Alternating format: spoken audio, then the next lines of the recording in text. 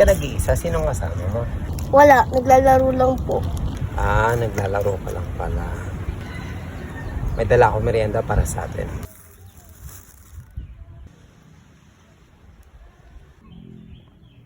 Nasaan ang nanay mo? Nasa bahay po. Bakit dito ka naglalaro? Dito ko po kasi kayo unang nakita. Kaya po dito ako lagi naglalaro. Salamat po.